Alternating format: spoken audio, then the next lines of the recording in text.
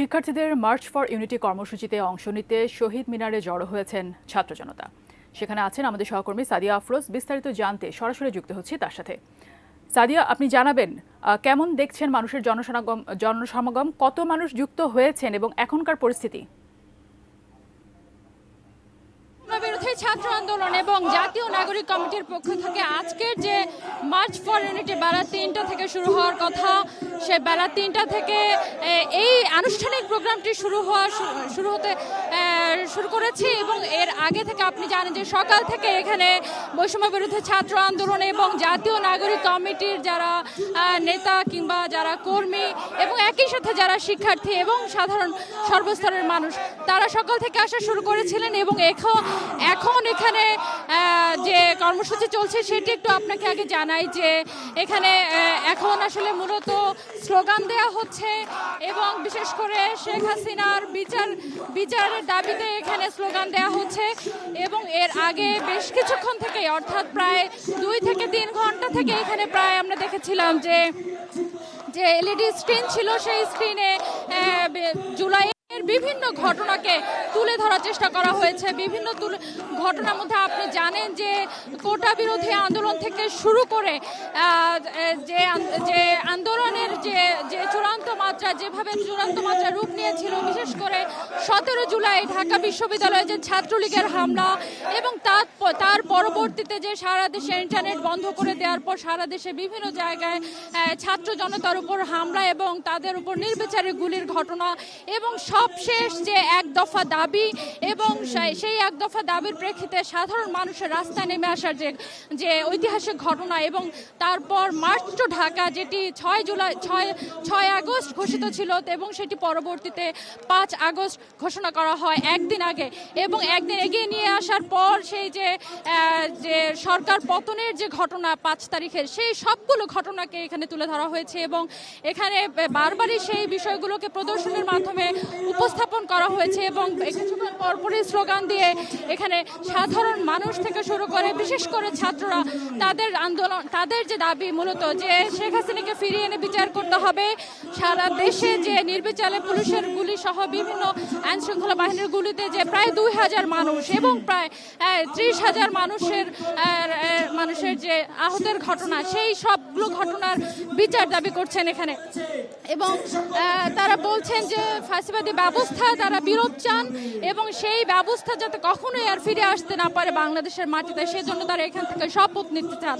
এবং আপনাকে জানিয়ে রাখি যে বৈষম্য বিরোধী ছাত্র আন্দোলন এবং জাতীয় নাগরিক কমিটির পক্ষ থেকে এই যে আজকের কর্মসূচি, এই কর্মসূচিটির গত রাতে নাম দেওয়া হয়েছে যে মার্চ ফর ইউনিটি এবং এটি কিন্তু আজকে আপনি জানেন যে গত শনিবারে ঘোষণা দেয় ছাত্ররা যে তারা শহীদ মিনারে জুলাইয়ের ঘোষণাপত্র প্রকাশ করবেন এবং সেটি ঘোষণা করা হবে। তারপর গত রাতে প্রধান উপদেষ্টার প্রেস উইং থেকে জানানো হয় যে এটি সবার আসলে ঐক্যমত্যের ভিত্তিতে, বিশেষ করে সব রাজনৈতিক দল সহ সবার ঐক্যমত্যের ভিত্তিতে সরকারি ঘোষণা করবে। যদিও একদিন আগে প্রেস উইং এর পক্ষ থেকে জানানো হয়েছিল যে এটি একটি ব্যক্তিগত উদ্যোগ, কোনো সরকারের পক্ষ থেকে এই উদ্যোগ নেওয়া হয়নি, কিন্তু একদিন পরেই সেই উদ্যোগের ব্যাপারে সরকার জানায় যে সরকারের পক্ষ থেকে এই উদ্যোগটা নেওয়া হবে এবং এটি কয়েকদিন পর।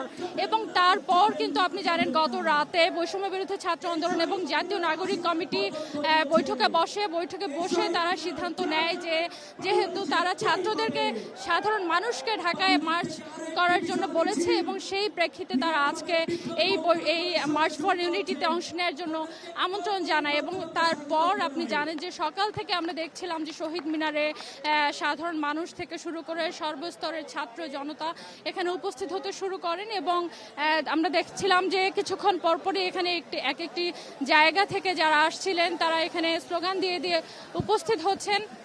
আপনি জানেন যে এরই মাঝে বৈষম্য বিরোধী ছাত্র আন্দোলন এবং জাতীয় নাগরিক কমিটি সারা দেশের বিভিন্ন জায়গায় তাদের কমিটি ঘোষণা করেছে এবং সেই কমিটিগুলোতে যারা রয়েছে নেতৃত্বে, তাদের পক্ষ থেকে বিভিন্ন জায়গা থেকে ব্যানার নিয়ে স্লোগান দিয়ে এখানে তারা উপস্থিত হচ্ছেন এবং এই যে তাদের জমায়েত হওয়া সেটি কিন্তু এখনো চলমান। বিভিন্ন জায়গা থেকে তারা আসছেন এখানে, এই যে আমরা শুনতে পাচ্ছি নিশ্চয়ই যে মানিকগঞ্জ থেকে একটি দল এখানে এসে যুক্ত হয়েছে করেছেন। সব মিলিয়ে বলা চলে যে হয়তো আরও কিছু সময় ধরে এই ধরনের জমায়েত, অর্থাৎ তাদের যে এখানে এসে জমায়েত হওয়া সেটি চলতে থাকবে। এবং এখানে সমন্বয়করা অনেকে আছেন। আপনি জানেন যে বৈষম্য বিরুদ্ধে ছাত্র আন্দোলনের প্রায় সমন্বয়ক সহ প্রায় 150 জন, তারাও এখান থেকে শপথের ঘোষণা নিতে পারেন বলে এখন পর্যন্ত জানা যাচ্ছে। একনল হ্যান্ড ওয়াশ 100% প্যারাবেন ফ্রি, তাই নিরাপদ হাতের জন্য আস্থা রাখুন একনলে। এখানে আছেন যারা জুলাই আগস্টে শহীদ হয়েছেন তাদের পরিবারদের অনেকে আছেন, এবং আছেন যারা আহত হয়েছেন তাদের অনেকেই। তারা বলছেন যে তারা শেখ হাসিনার বিচার চান এবং তাকে দেশে ফিরিয়ে আনার তাদের দাবি করেছেন তারা। এবং তারা বলছেন যে এই বাংলাদেশকে এগিয়ে নেওয়ার জন্য যে কোনো ত্যাগ তারা স্বীকার করতে প্রস্তুত। সে কারণে যে কোনো অন্যায়, যে কোনো অবিচারের বিরুদ্ধে তারা সবসময় বলিষ্ঠ কণ্ঠ হিসেবে কাজ করতে চান। এবং আপনাকে আরেকটা বিষয় জানিয়ে রাখি যে বৈষম্য বিরোধী ছাত্র আন্দোলন এবং জাতীয় নাগরিক কমিটির পক্ষ থেকে আজকের এই কর্মসূচি, এটি কোনো দলীয় কর্মসূচি নয়। তারা বলছেন বারবারই যে এই দুটি সংগঠনই সবসময় সরকারের প্রেসার গ্রুপ হিসেবে কাজ করবে, কোনো রাজনৈতিক দল হিসেবে তারা কাজ করতে চায় না। তবে এদের মধ্য থেকেই হয়তোবা কোনো রাজনৈতিক এদের মাঝ থেকে কেউ হয়তো রাজনৈতিক দলে যুক্ত হবেন, সেটি একটি নতুন জায়গা তৈরি হবে। কিন্তু অর্থাৎ নতুন রাজনৈতিক বন্দোবস্তের জায়গা তারা বলছেন সেটিকে।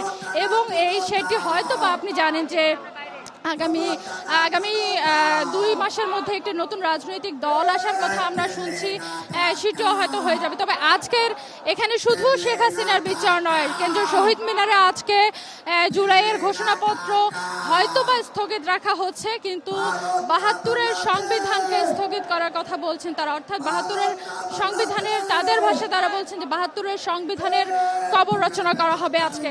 এবং সেই বিষয়টিও কিন্তু বারবারই তাদের স্লোগানে, তাদের বক্তব্যে আসছে। এবং সেই জায়গা থেকে কোনো সিদ্ধান্ত এখান থেকে আসলে আলাদা করে দেয়া হবে কিনা আমরা এখনো জানি না।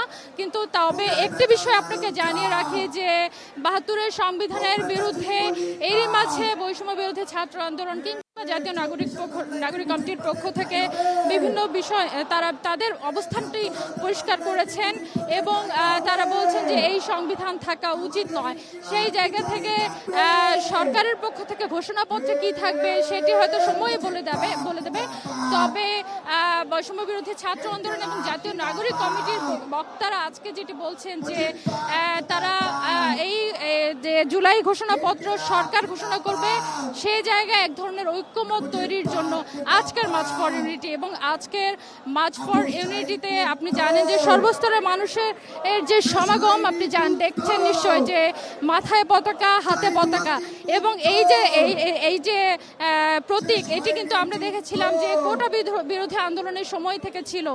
এবং আপনি জানেন যে জুলাইয়ের যারা শহীদ ছিলেন, আগস্টের যারা শহীদ ছিলেন, এবং সেই যে রংপুরের শহীদ আবু সাইদের যে তাকে যে হত্যার ঘটনা, সেই ঘটনা থেকে কিন্তু যে আন্দোলন চূড়ান্ত রূপ নিয়েছিল, সেই আন্দোলনকে আরো বেগবান করে তুলেছিল সেই আবু সাইদের মৃত্যু।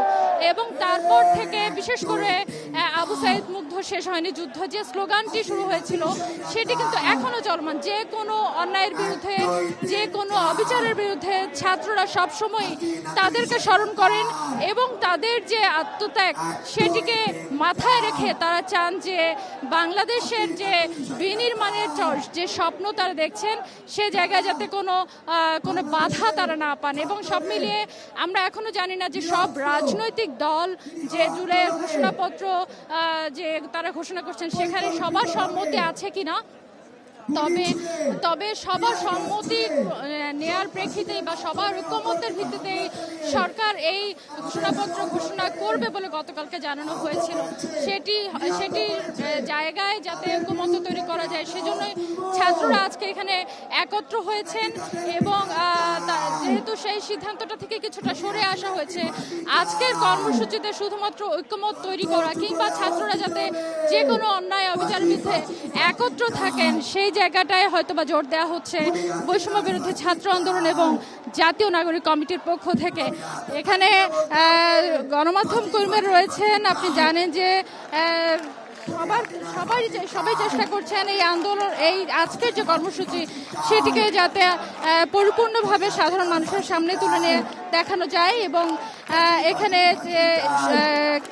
এই মুহূর্তে বৈষম্য বিরোধী ছাত্র আন্দোলনের একজন সমন্বয়ক স্লোগান দিচ্ছেন। এবং ফাইজা, আপনি জানেন যে এই যে আজকের যে সমাবেশ এটি কেবলমাত্র যেহেতু শুরু হচ্ছে, আরো প্রায় 1.5 থেকে 2 ঘন্টা হয়তো বা চলবে।